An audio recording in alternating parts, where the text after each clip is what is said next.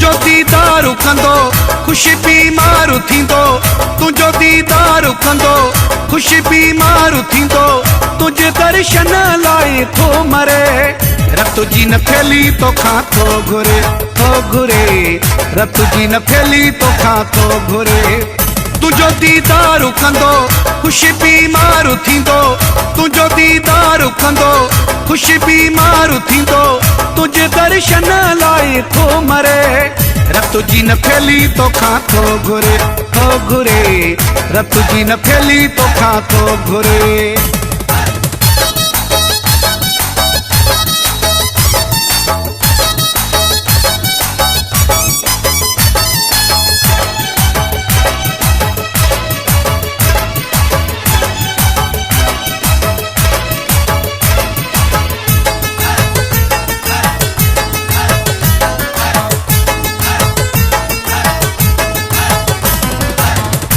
juice fruit त संगत आंदा थस तोखे ॾिसण लाइ मनेड़ो मांदो थस जूस फ्रूट त संगत आंदा थस तोखे ॾिसण लाइ मनेड़ो मांदो थस ॾिसी तोखे तयार थींदो खुशी बीमार थींदो तुझो दीदार कंदो खुशी बीमार थींदो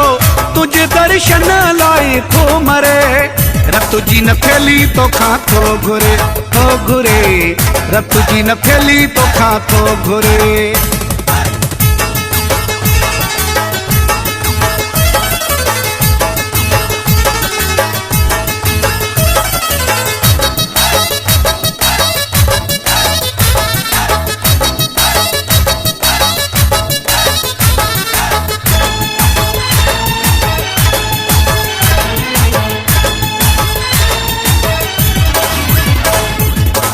बीमार तुझे इश्क कयो थस डॉक्टर ॿियो न मरीज़ ॾसियो थस बीमार तुझे इश्क कयो थस डॉक्टर ॿियो न मरीज़ ॾसियो थस तोसां ई प्यार कंदो खुशी बीमार थींदो तुझो दीदार कंदो खुशी बीमार थींदो तुझे दर्शन लाइ थो मरे रत जी न फैली तोखां थो घुरे रत जी न फैली तोखां थो घुरे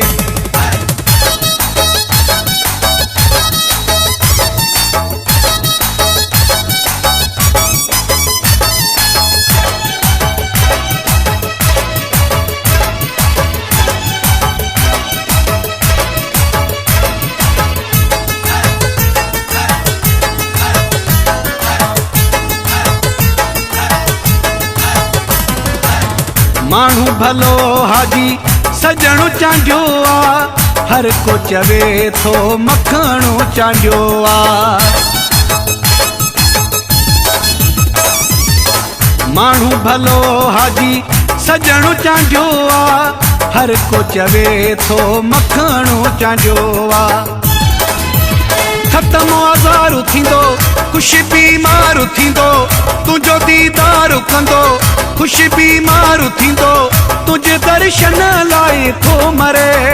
रत जी न फैली तोखां थो घुरे रत जी न फैली तोखां थो घुरे